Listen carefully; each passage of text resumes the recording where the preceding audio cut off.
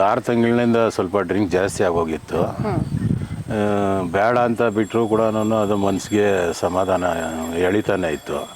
ಇಲ್ಲಿ ಬಂದಾಗ ಆವಾಗಲೇ ಇದು ಸಖತ್ತು ಹಿಂಡ್ತಾ ಇತ್ತು. ಈಗ ಅವರು ಸ್ವಾಮಿ ಇದು ವಿಭೂತಿ ನೀರು ಕೊಟ್ರಲ್ಲ, ಈಗ ಒಂದು ಸ್ವಲ್ಪ ಸಮಾಧಾನ ಆಯಿತು.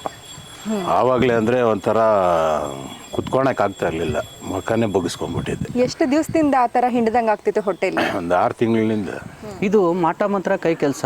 ವಿಶೇಷವಾಗಿ ಈ ಜನಗಳಲ್ಲಿ ಒಂದು ಭಯ ಹುಟ್ಟುಬಿಟ್ಟಿದೆ. ಏನು ಮಾಟ ಮಂತ್ರ, ನಿಂಬೆಹಣ್ಣಿನ ಮುಖಾಂತರ ಒಂದು ಮೆಣಸಿಕಾಯಿ, ಮೊಟ್ಟೆ, ಈ ಒಂದು ಹೂವು, ಈ ಥರದ್ರಲ್ಲಿ ಮಾಡಿದಾಗ ಏನಾಗುತ್ತೆ ಅಂದರೆ ಮನುಷ್ಯನಿಗೆ ಏಳಿಗೆ ಕಂಡಿರೋದಿಲ್ಲ, ಅನಾರೋಗ್ಯ ಸಮಸ್ಯೆ, ಕಾಲು ನೋವು, ಸೊಂಟ ನೋವು, 2 ಕಾಲುಗಳು ಬಿದ್ದೋಗ್ಬಿಡುತ್ತೆ, ಅವನಿಗೆ ಎದ್ದೊಳಕ್ಕಾಗಲ್ಲ. ಈ ಸಮಸ್ಯೆಗಾಗಿ ನೀವೆಲ್ಲೋ ಆಸ್ಪತ್ರೆಗಳಿಗೆ ತೋರಿಸಿ? ಹೋಗಿದೆ ಹಾಸ್ಪಿಟ್ಲಿಗೆ ಹೋದಾಗ ಹಂಗಿರ್ತದೆ.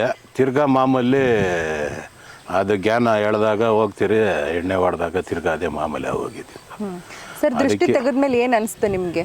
ಈಗ ಒಂದು ಸ್ವಲ್ಪ ಪರವಾಗಿಲ್ಲ, ಸಮಾಧಾನ ಆಯಿತು, ಒಂಥರ ನಿರಾಳ ಆಯಿತು. ನಿಂಬೆಹಣ್ಣು ತಗೊಂಬಂದಾಗ ಖಂಡಿತವಾಗಿ ನಾವು ಅದಕ್ಕೆ ಮಂತ್ರಶಕ್ತಿಯನ್ನು ಉಪಯೋಗಿಸಿ, ನಮಗೆ ಗುರುಗಳು ಏನು ಕೊಟ್ಟಿರ್ತಾರೋ ಆ ಮಂತ್ರವನ್ನು ಸಿದ್ಧಿ ಮಾಡಿ ನಾವು ಆ ಮಂತ್ರ ಹೇಳಿ ಅವ್ರ ತಲೆ ಮೇಲೆ ಇಟ್ಟು ಅವ್ರಿಗೆ ನಾವು ಕಟ್ ಮಾಡಿದಾಗ ಏನಾಗುತ್ತೆ, 2 ಭುಜಕ್ಕೆ, 1 ಬೆನ್ನಿಗೆ ಮತ್ತು 2 ಪಾದದಲ್ಲಿ ತುಳಿಸೋದು ಏನು ವಿಶೇಷವಾಗಿರುತ್ತೆ ಅಂದರೆ, ವಾಹನದಲ್ಲಿ ಓಡಾಡ್ತಾ ಇರ್ತಾರೆ ಅಲ್ಲಿ ದಾಟಾಗಿರುತ್ತೆ, ಅದು ವಿಶೇಷವಾಗಿ ಇಲ್ಲಿ ಒಡೆದು ಹೋಗುತ್ತದೆ.